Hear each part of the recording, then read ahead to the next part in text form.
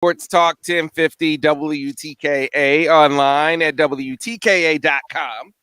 Sam Webb, Ira Weintraub on the other side. And look at this.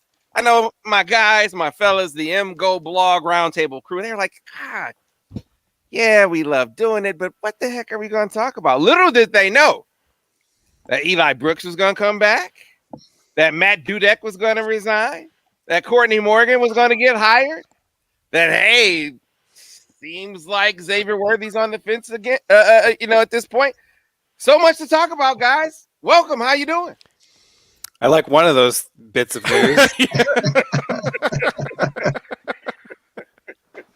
Well, Brian, I'm going to do something I don't do a lot. I'm going to give you credit. Does that be quiet? Yeah.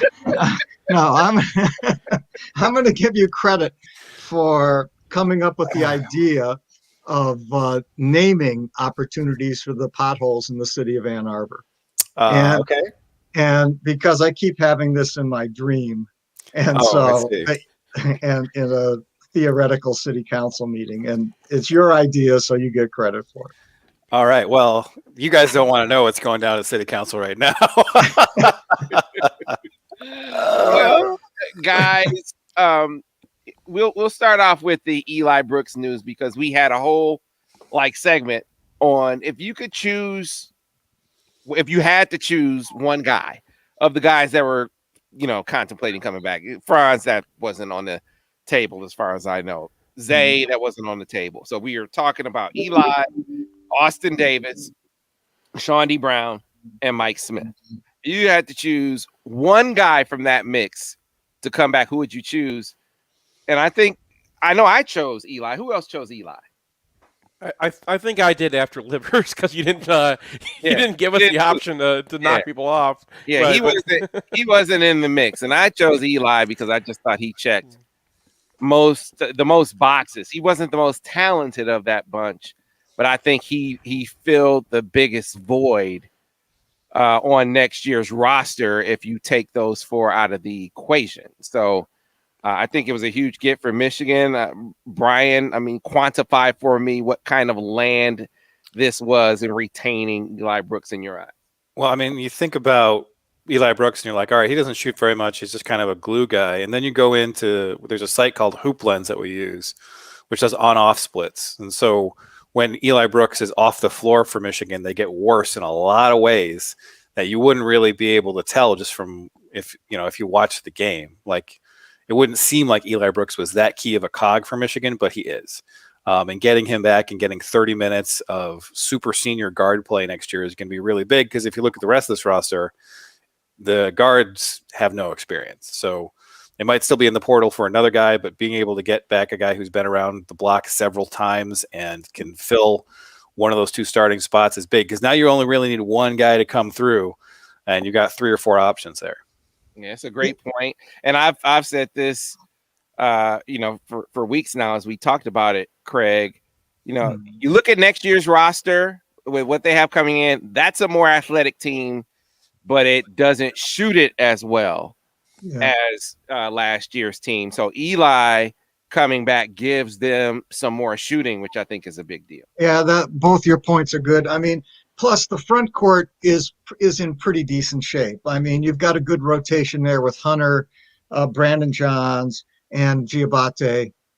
Is a nice rotation. I don't know if Giabate can play the 4 because to me he's mostly a center, but it's still a really, really good rotation. And perhaps you can play Houston some at the 4 too, or even Terrence Williams. So it's the front court rotation looks really flexible and good, even though it isn't super experienced. The back court without Eli could be a disaster, not because there isn't talent there. There's plenty of talent there, but if you're starting Kobe Buffkin and Frankie Collins or Zeb, that's no experience at all in your backcourt, and that's a problem. So having Eli there is a big deal. Eli is a competent 3-point shooter, a tremendous defender. Juwan says he's the best defender on the team, and And so it does solidify what you have in the backcourt on a team next year that isn't we don't know how they're going to shoot it, and B, there's going to be some growing pains with experience. So yeah, I agree. Eli is the right guy to have back. I guess my question for all of you guys is, I mean, Isaiah Barnes, actually might. I watched some of him this last week, and he might fit in the backcourt. It isn't impossible. He could play a little bit of two. Although when I watch him, maybe I mentioned this, I have this fear he jumps so well that he's going to hit his head on the rim. I mean, and it's almost scary to watch him jump. And Eli coming back is the best thing Michigan could have. But my question is, will they go in the transfer portal? I mean, I'm sort of thinking maybe they should not, unless they can find the absolute perfect guy who's gonna fit in with this team. I don't know what you guys think about that. And that gets us to you, Seth. I'm gonna challenge you, Seth. I definitely want your take on Eli, but how much have you looked at the portal? If you were the coach making the call, is there a player in the portal that you find particularly, intriguing? I mean, the top of the portal looks great if you can get one of those guys. I think you put an article together, and I don't disagree with any of it. So I would just say, go read Sam's article on 24/7. I think that was Zach's article. Yeah. Oh, that was Zach's article. Sorry, Zach. It was good. It was a good article. But yeah, basically the idea is, there are a couple options there that you just take if they're available, and if they're a fit, right? Really? I mean, do you take Adam Miller? I don't know. I don't see. I'm not so sure. I mean, I don't know if I do or I don't. Let's do this. Let's stipulate that Juwan Howard is not going to take any guy he feels disrupts the chemistry. It's right. Just a non-starter, and that's going to be a grand assessment. And my question for Adam Miller is, what are you looking for? That's a genuine, honest question. No, you're a guy at Illinois, and you're at home, essentially. What do you want that you aren't getting at Illinois, or is it a issue with Brad Underwood, which I could certainly see. I could certainly see somebody having an issue with Brad Underwood, but absent that, why are you leaving Illinois is obviously a major question. Well, Curbello's kind of taking his job there, isn't he? No, Adam Miller's a 2-3. Okay. Yeah. My question is, I mean, do you take Marcus Carr? Kind of seems like that's not on the table right now. The guy I think we should take is Jalen Coleman-Lands, just because that would be funny. Yeah, a top B-line recruit back in the day that was recruited when LaVall Jordan was still on the staff. Uh-huh. This would be his seventh. Wouldn't this be his seventh? Seventh year. He can shoot it, but is he a guy that's really going to help them where they need the help? Well, what are we talking about here? So we got 80 minutes. We got 80 minutes at the 1 and 2. 30 of those are going to Eli. Are you comfortable with Zeb, Frankie Collins, and Kobe Buffkin picking up 50 minutes next year? Maybe. I think Frankie can definitely take 20. I think Buffkin can probably take 10 to 15. But then, you're going to need a pretty big leap forward, I think, from Zeb Jackson, and that those things do happen, but it's hard to rely on them. Mm-hmm. Mm-hmm. I mean, that said, aren't you looking then for somebody who might come in and say, yeah, I want to go to school at Michigan and I'm willing to compete at the position, but I don't have to be a starter or a 30-minute or a 25-minute guy. So then you're looking at maybe someone like Jalen Pickett from Siena. I guess, is that necessarily the case? Because apply that logic with Sean D. Brown in the portal right now. Wouldn't you think Sean D. Brown wouldn't want to play the role that he wound up playing? But clearly he saw something unique in the opportunity at Michigan that made him amenable to playing fewer minutes and ultimately coming off the bench. Is it not possible that they could find a guy who had a bigger role where he was at that would be willing to play a reduced role at Michigan to be a part of a winner and to get developed like Shawnee Brown did? Yeah, that's a good question, I guess. And so it becomes a very individual thing. I mean, is Jacob Young willing to do that? Is Matt McClung willing to do that? I don't know. I think it's more likely that Pickett or maybe Terrell McBride from Cornell, might be willing to take that shot. But I don't know. I guess you just don't know until you talk to the kid and see if the kid is a fit. But I don't really think it's necessary for Michigan at this point. Partly because I think Kobe Buffkin is closer to being ready than a lot of people probably think. Because I think even though he's skinny, he's a lot stronger than he's being given credit for. And so I think that, and Frankie can, the only question that I've got with him is, is shooting.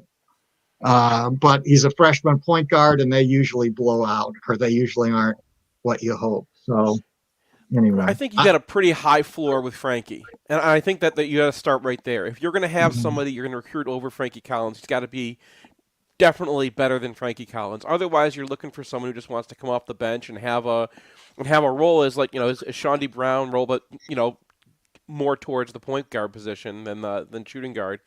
And if there is one of those guys, go for it. I looked over that whole list though, and most of these guys are just looking for more playing time, which is understandable. That's what you want to do before you get to the NBA. But Michigan doesn't have a 35-minute per game position available on this team right now. Yeah, I guess for the right guy they might, but I mean, you look at the roster, and to me, if you could add a bench shooter, that would be good. Like a guy who could come off the bench for 15 minutes a game and knock down 40% of his threes.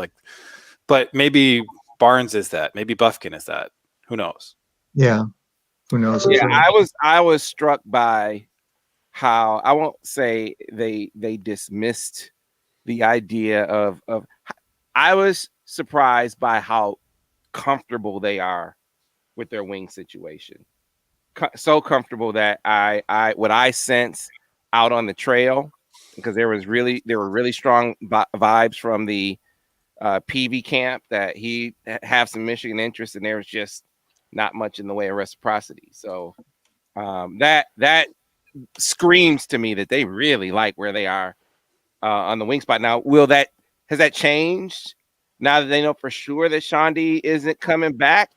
I don't know that it changes tangibly based on that, because like you said, Craig, I think they feel the same way about Kobe Buffkin. I think they feel like Kobe is going to be able to play as a freshman, and it's not like you need to put all the pressure on him because you got Isaiah Barnes, who's you could split that workload. You do still have a guy like Zeb here, who is gonna be, in my opinion, barring a major improvement, which is certainly possible over the next few months, going to be more of a contributor in a 2-3 role than he will as a 1. You got a lot of guys that are going to be able to help you in that guard wing spot where you don't have to grab it. So again, to not see them just jump in both feet on Micah, who I love Micah's game, it tells me they're really comfortable where they are on the wing. Well, I think there's a reason to be comfortable with the team coming up. I mean, there'll be growing pains, but I think there's a reason to be comfortable. I'm sorry, Seth. Go ahead. No, I was just saying, you got to figure Johns has got the 4 spot, and Diabate is going to take the time there. So now you're down 1 wing spot already. That pushes, Caleb Houston's going to play. He's going to play a lot. Yeah. So, there was your 2, main wing positions. Yeah. Now you have all these options just to fill 1 more spot, really, on your starting roster. So I totally understand why they don't want to add another person. I mean, if Shondi wants to come back, you have Shondi come back, but he already declared, Seth, so yeah. That's not going to happen. No, I'm saying that was the one guy that I would have, if that guy wants to come back, you bring him back. But unless there's another Shondi Brown out there, they're pretty set. One of the things that Tim McCormick said on this week's podcast is he thinks the approach is to sort of sit back and wait to see what develops with the guys who have their names in the draft. And, he feels like, some of those guys are going to pull out in a way that Shondi Brown did. And that's going to position them to, if they move, and it's not a definite, but if they move to probably grab one of those guys that declared for the draft but pulls out. Now, is there any guy that fits that bill that you guys have seen that you said, okay, I could, understanding that it would have to be like Shawnee. Shawnee played 10 fewer minutes a game, got fewer shots, came off the bench. Is some guy, whoever it is going to have to be willing to do that, understanding the payoff, because even with the decrease in shots, the decrease in minutes, Shawnee Brown's stock is higher, wouldn't you guys say? Yeah, I'd say so. But I think that rules out a guy like Marcus Carr, right? Because Marcus Carr is a ball dominant point guard who really needs the ball in his hand to demonstrate his worth. And maybe on a team that's not Minnesota, he could get his assist rate up because he will have a shooter. And so is he going to want to walk into Michigan and maybe not have the kind of usage that he feels he needs? So, and then McClung's the same way, right? Like, the guys who, you feel like can help you are probably guys who are looking at Michigan's situation and saying, I need more buckets than this. What did you guys think of? I know Zach, I mentioned Jacob Young a couple of shows ago. I know you guys aren't big Jacob Young fans. I just know that was a name of interest. He put Rasir Bolton on there. Mm-hmm. Yeah. What do you guys think of Rasir Bolton? More of a 2, isn't he? Yes, he's not. He's a shooter. That's what he does. Shooter. Yeah, I didn't watch at Iowa State to know if he had expanded his game at all. Well, actually, it looks like he has, but his shooting has kind of tailed off. So that was wrong. I mean, I guess he could help you just from watching him at Penn State. He's a guy who could fill that bench shooter role if he wants to. The guy I was really interested in is Marion Jones, but he committed to Florida recently, so yeah, that's kind of off the table. So you're looking at the guys who are currently in the portal, and there's not a slam dunk out there, I don't think. Yeah. I mean, coming back to the beginning, it's just got to be the right kid. It's got to be a Shondy-like kid, and that's one we just can't know, and you can't predict unless you've talked to him, and we haven't. So yeah. Well, it's one of those things, and I said this to Tim as we were talking. With Eli back, if they don't find a guy, I still think they're fine.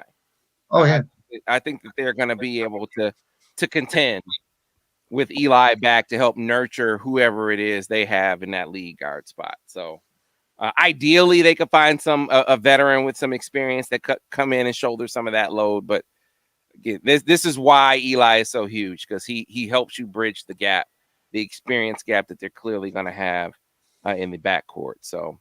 Huge. By the way, I saw some preseason ratings of the Big Ten, and a couple of them had Maryland in the top. Well, they picked up a couple of impact transfers in Fats Russell and Qudus Wahab. They change coaches, because otherwise they should not be the top. I knew that was coming. Yeah, we knew it. It was coming, but I mean, this puts a lot of pressure on your boy there, Ira. So, I mean, they did fill their 2 big roster holes from last year with guys who can play. So, right. I mean, I watched Wahab in the tournament, and I was like, okay, this guy is solid, and so he's going to be a big upgrade on Galen Smith and Jarius Hamilton for them. And they desperately needed an infusion of talent because they aren't recruiting like they have been.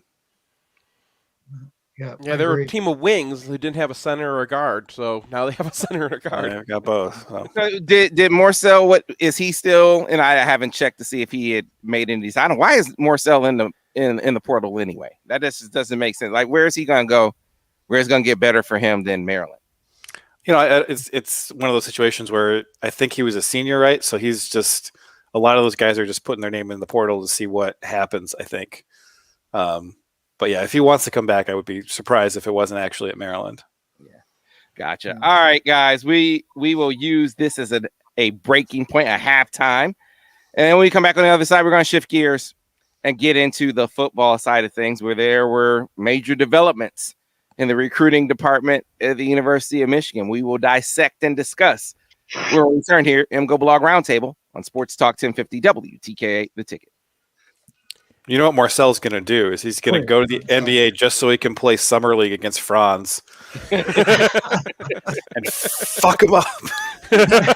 Marcel did the ultimate hedging his bets. He said, I'm going to enter the portal. I'm also going to declare for the draft. Oh, and I might come back to Maryland too. That was all in one paragraph. It's like, it's too much pain in the ass to have Brad Davidson and Daryl Marcel back. Gotta get rid of one of them, right? I forgot about that. Yeah, Brad Davidson coming back for his 6th year. I mean, wow. Where else was he going to go? Prison? Good line. You should. Wish you would have said that on air. This is, by the way, Craig, just because you messed this up last week, we are on air. Like, people can still watch this on I know. YouTube. I'm sorry. I was waiting to get hit with a 1,000-pound craft hammer on that this week, but fortunately, I didn't. So, I cleaned it up as best as I could. Thank you.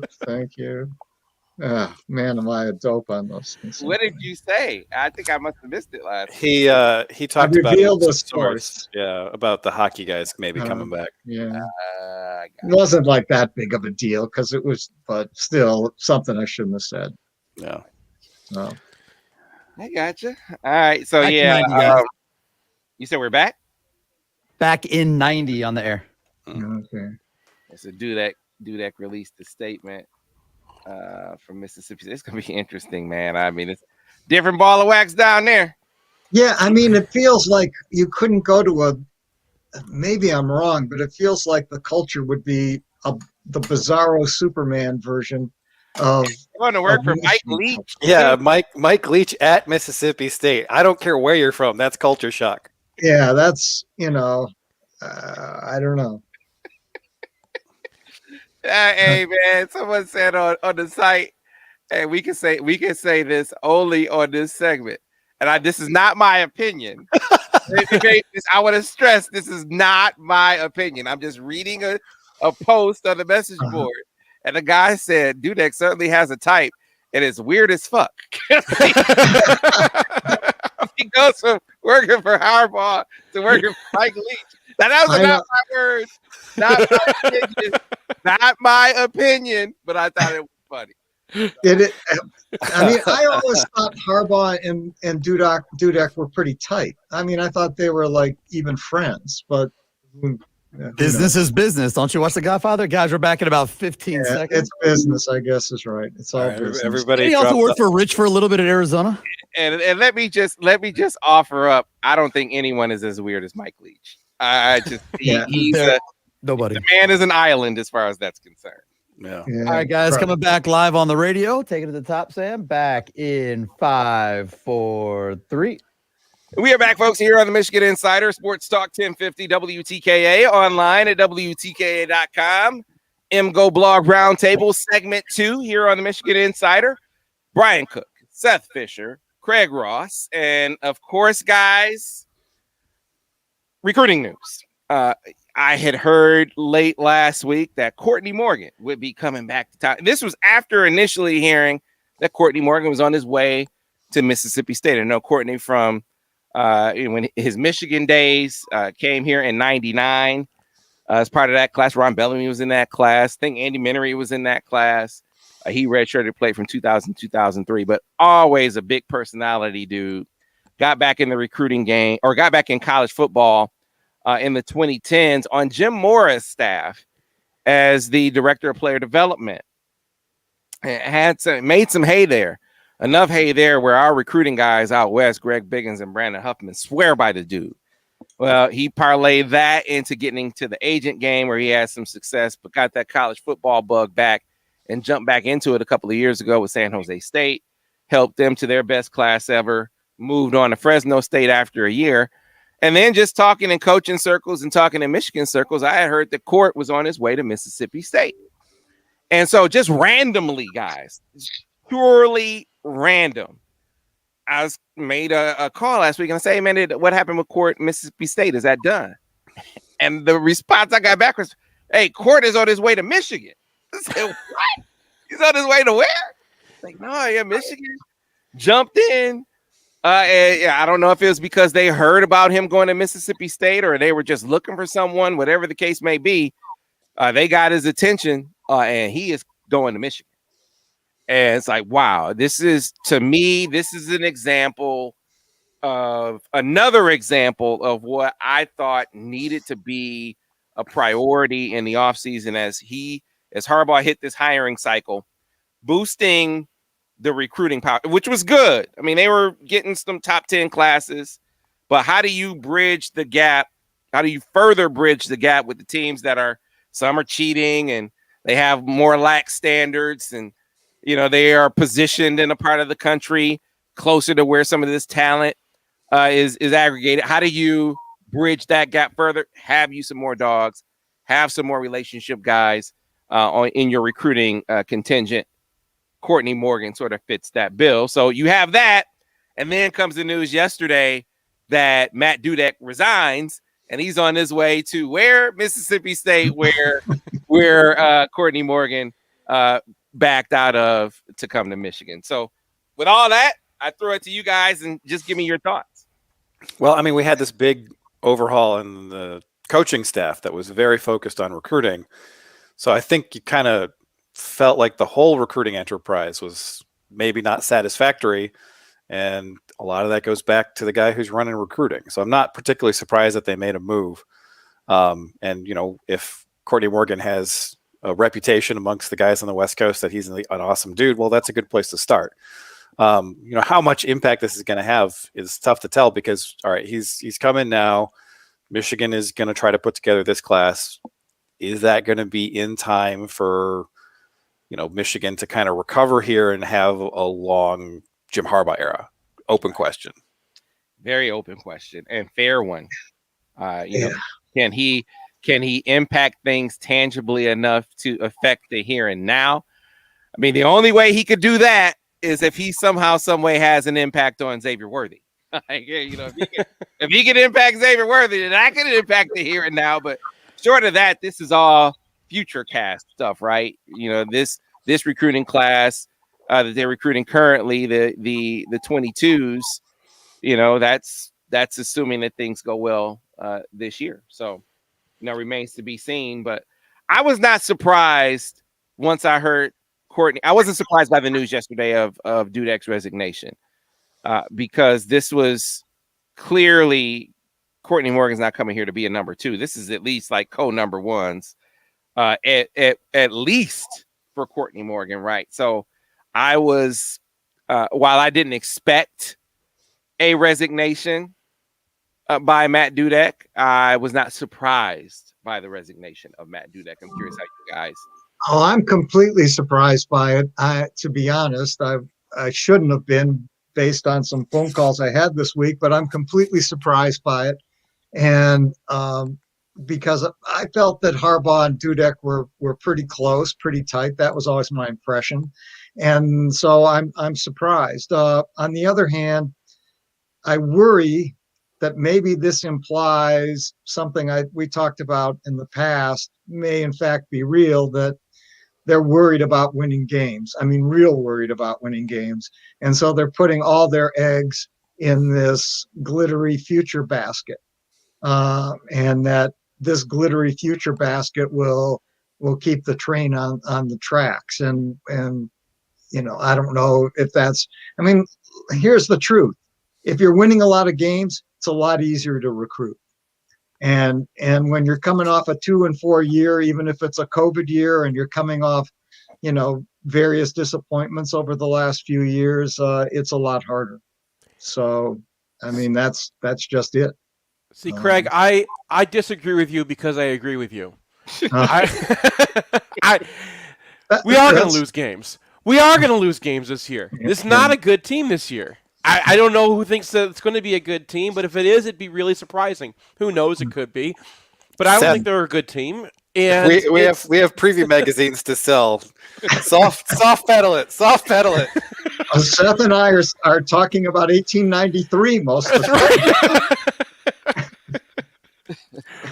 Yeah. Anyway, the future's what you got, and Courtney Morgan's another guy like Mike Hart or Ron Bellamy who you bring in, he can survive if Harbaugh's gone. Right? This is a program guy. He's someone from the Lloyd Carr era. People love him. I remember talking to Cato June about him years ago because I was talking about Cato June with something else, and I was like, why do we keep losing the guys to UCLA? I think we had another recruit go in the Hoke era, and he's like, you know who's doing that? It's Courtney Morgan out there. He's stealing all these guys. And I was like, oh, okay. So when I heard his name come up, I was like, that sounds good. I mean, we've also heard that Michigan's needed to modernize their recruiting department. And I mean, more organization, just have a better handle on things instead of just kind of the coaches doing what they do and then having a support staff. And I hope that this means that Michigan's kind of going in that direction. Yeah, it's funny you mentioned the UCLA thing because I'm actually going to write about this a little bit later on. So I'm giving you a preview of what I'm going to be writing on the MichiganInsider.com. But I got a text from Adrian Clem. You guys, if you don't know who Adrian Clem is, he's the offensive line coach from the Pittsburgh Steelers. Adrian had been the O-line coach at UCLA, and so he hit me last night with a text, and he said, Court is a win for Michigan. You can already see his impact before he's even set foot in Ann Arbor. I'm originally from LA, and it's something else to hear everyone back home tweeting, texting, and calling about Michigan and Court last night. There's an incredible buzz, and it's carried over into today. He's so connected and highly regarded by many of us, not just in the football community, but in the community as a whole. He's passionate about football and a proud Michigan alum, but what's most impressive is his passion for helping young people and developing young men. His respect for the game, fortified with his strong work ethic, would be a huge asset to the Wolverines. I know he was for us. During my time at UCLA. He led the charge in identifying talent nationwide, and his deep roots out west, strong ties in the East, and connects in the Midwest got us in schools that we traditionally had struggled getting footing in. I'm so excited for him, and I can't wait to follow the team this year. He's definitely going to make an immediate impact and do an incredible job. The dude sent me a book. Courtney Morgan, offensive line coach for the Pittsburgh Steelers. But that's kind of how it's been. When you talk about the excitement, I mean, so many coaches that, it's one thing to get it from Michigan people, and you get a lot of exciting messages like that from Michigan people, but it's the non-Michigan people. It's the Greg Bigginses and the Brandon Huffmans and the Adrian Clems and the Kalen DeBoers, who was at Eastern. You guys might remember Kalen DeBoer was at Eastern before he went to Indiana. So we know him from that, but he's the coach at Fresno State now. And they all are like, this is as good as as impactful as an off-field move can be. This is up there. This is up there for Michigan. I mean, that is kind of the key, though. Like as Seth mentioned, you got to win some games to get some recruits, and it might be a little bit of a tall order this year. So I'm happy that they've made this move. I'm a little. Well, if Court is listening to this, you know how you make a splash right away? Can you get Xavier Worthy locked in? Because Xavier Worthy, look, there is legit concern. As I put some feelers out, the rumblings are out, the Texas sites are talking like they feel confident about their chances at luring Xavier Worthy away. And as I put feelers out, I think there is absolute cause for concern. So he didn't get to enroll early, right? He did not get to enroll early. It seemed like that had settled down when he came because he had been here for some time during the winter, just to come here and to be here and to be around for a while. But this is total speculation for me, so I want to qualify it as such here on here. This is speculation, but he was really tight with Giles Jackson, and in turn was tight with Joe Milton. Joe Milton and Giles Jackson were thick as thieves. So first Joe leaves, right? And then people are like, well, what's up with Giles? So then Giles leaves after Joe. Now I'm not saying that Giles only left because Joe left.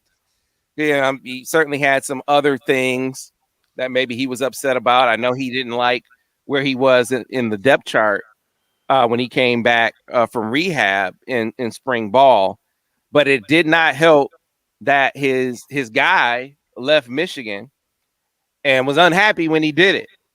So first Joe, then Giles, who had a huge role in helping lure Xavier to Michigan, and guys that when he comes here, he obviously hangs out with some.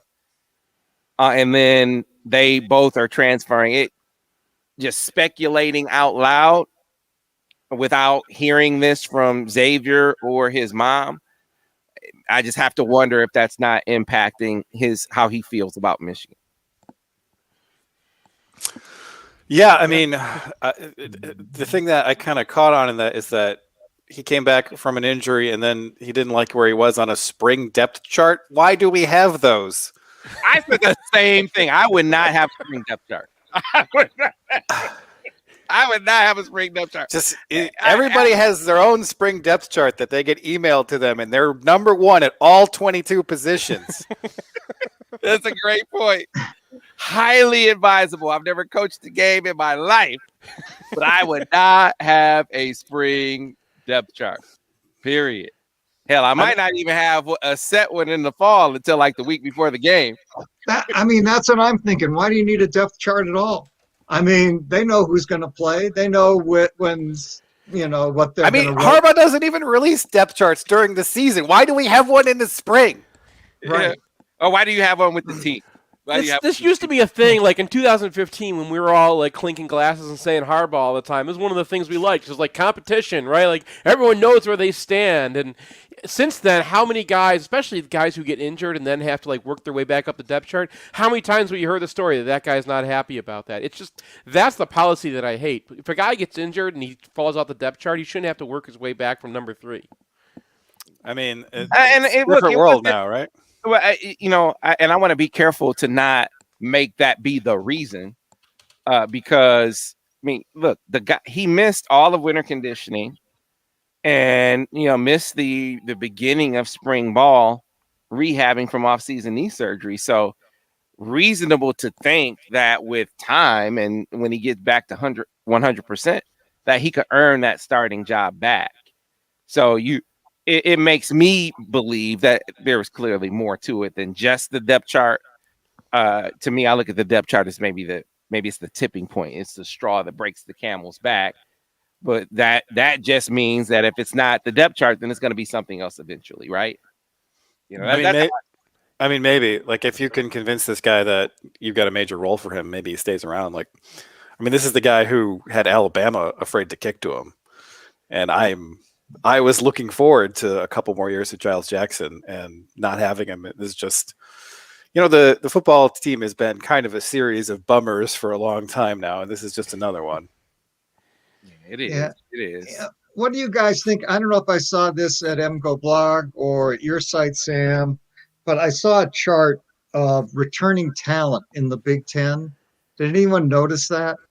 And at the bottom was Northwestern, and at the top was Michigan. They had Michigan with the most returning talent. I don't know what the most returning talent even means. Maybe it's just people on your team, or but it just struck me as quite odd, given what you're talking about Football Outsiders, and it's just it's a statistic based off of who played. So like for them, Cade McNamara was Michigan's starter last year, and now he's back. So so does the recruiting rankings factor into that at all, or is it? Yeah, that's what I didn't know. Just time on field. I think it's just time on field and time in the program, but I got to go back and look at that again because it used to be. I think they reworked it when they lost Bill C. Yeah. All right. Michigan, as 24/7 Sports released, to get to Brian's point about, or no, it was Seth talking about how the team was going to do this season. They were ranked as one of the teams with one of the 10 teams with the toughest schedule. They didn't put them in any order. So Michigan has one of the 10 toughest schedules in the country. And I'm curious if you guys, I don't know if you've compared it, but I wonder if you guys agree with that. I mean, I don't even know what it is. I mean, do we play Washington on the road, or is that still? Washington's coming to Michigan. Washington's in Ann Arbor. Yeah. And then we play the Big Ten East, which, is fairly difficult, and you have Ohio State every year. And, if you go look at Georgia's schedule, their home schedule is miserable this year. And like that's what a lot of teams across the country who think that they're in a position to compete have done. And that's why, Clemson walks across the ACC every year and then goes to the playoffs. And, that's when everyone else is scheduling down, your medium level schedule becomes the toughest in the country. Yeah. I mean, there's not a whole lot that's like, oh, this schedule is incredibly tough. It's just that they have a real opponent in the non-conference, which not all teams do, and they get Wisconsin as a crossover team. That's it. Yeah. Yeah. Okay. that they wound up with that. I mean, we're getting these messages, and what do you guys make of it? Again, another comparative analysis. But a guy, Don from Sylvania, Ira, he chimes in. He said, "Why is Michigan being hit with so many transfers? What's going on with Jim Harbaugh? Is it any more pronounced at Michigan than it is anywhere else in you guys' estimation?" Yeah, I think they've had more guys hit the portal than a lot of teams have. I think it's been like 18 this year. So that's too many. And, I think, Harbaugh has a reputation as a guy who's pretty hard driving. We've talked about the depth chart thing.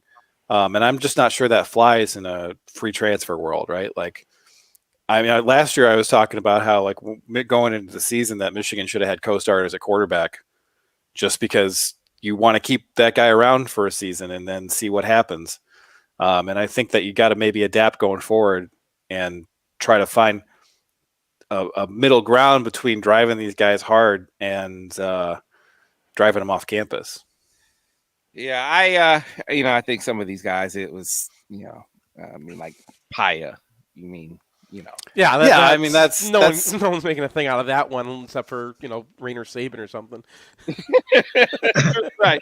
But to your point, and this gets back to another discussion that we had. I agree with Craig or Brian. Agree with you, Brian. I would cease the regular depth charts. I absolutely wouldn't do that in the day and age of free transfers. But the conversation about quarterback next year, over the course of spring ball, Cade McNamara was he was the top performer in the spring game too.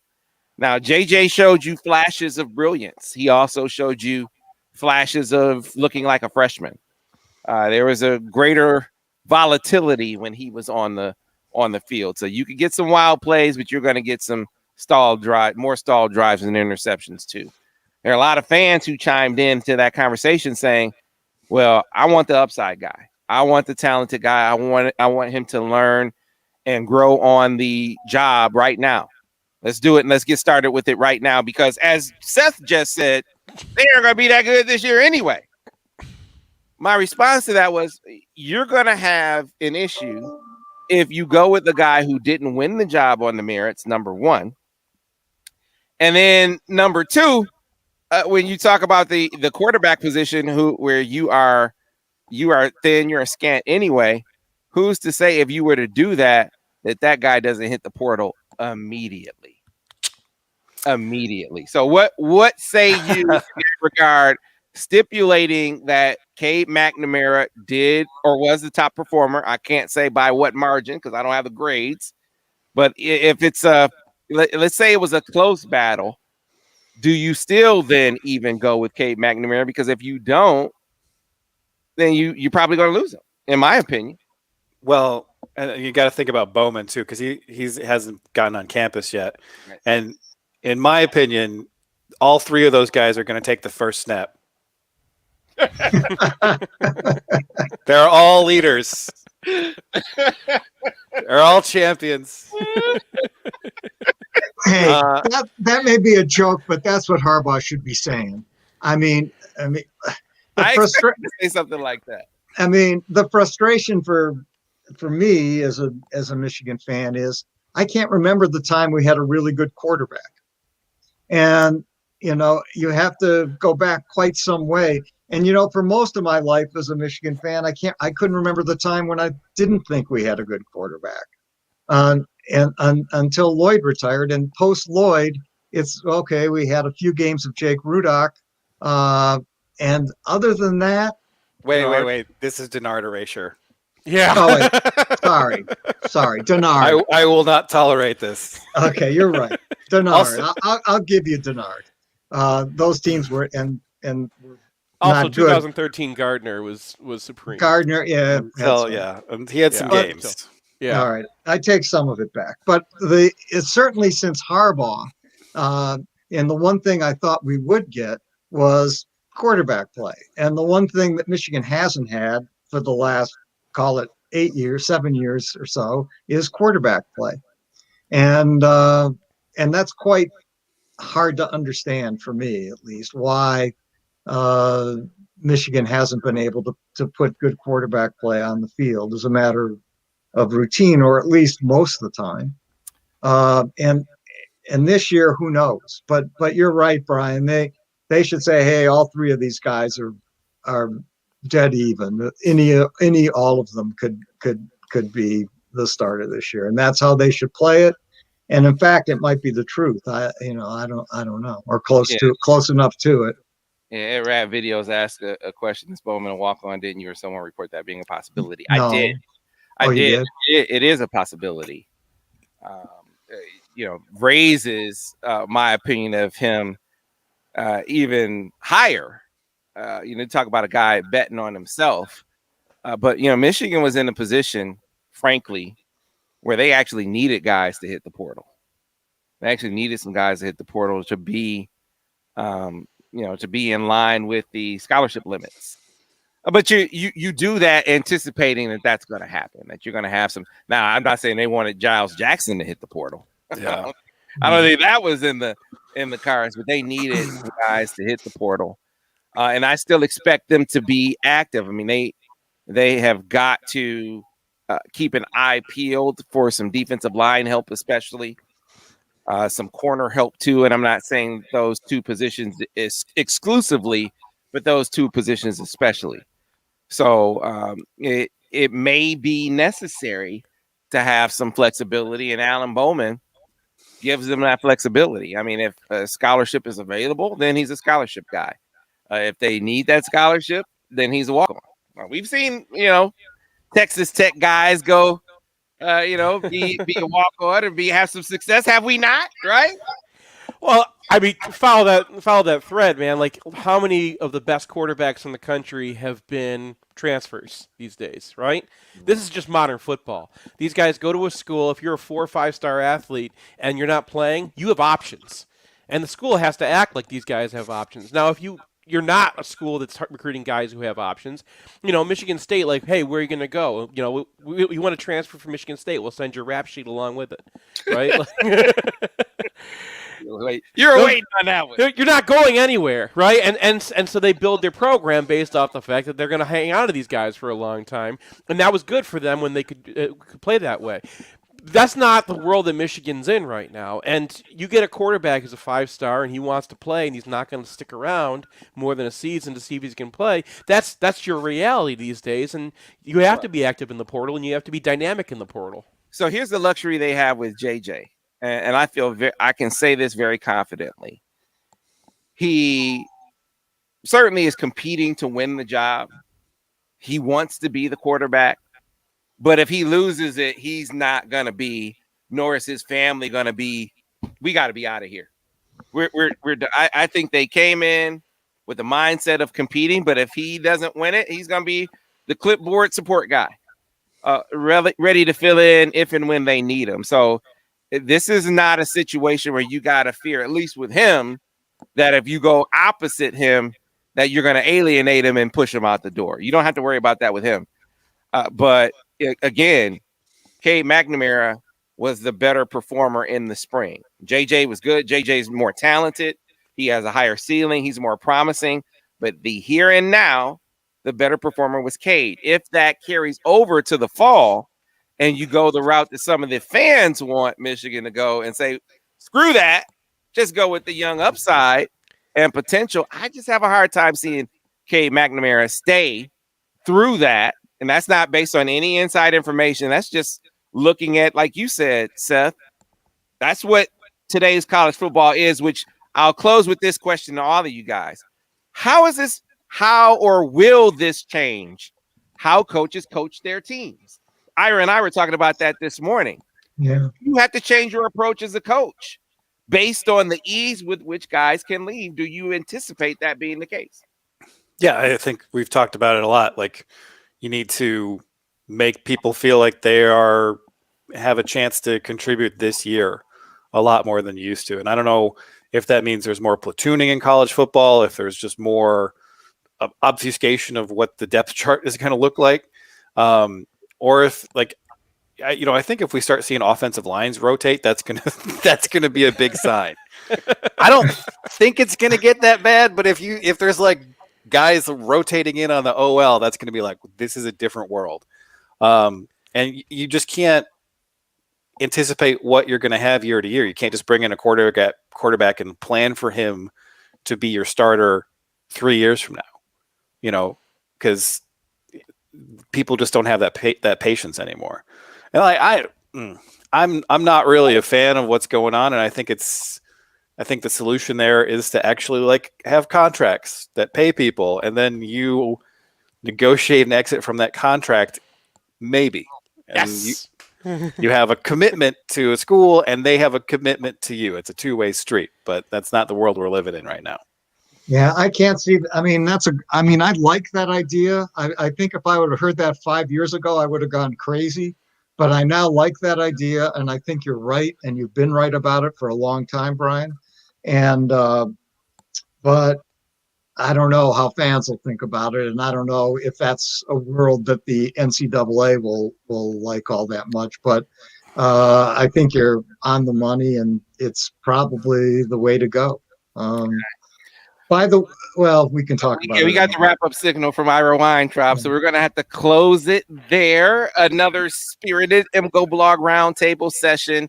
If this is the last one, fellas, my brothers from another mother, it is always a blast every season to have you on. So looking forward to next year if we aren't back next week. To the rest of you, see you tomorrow here on the Michigan Insider on Sports Talk 1050 WTKA The Ticket, the official voice of University of Michigan Sports Ann Arbor, our Cumulus station.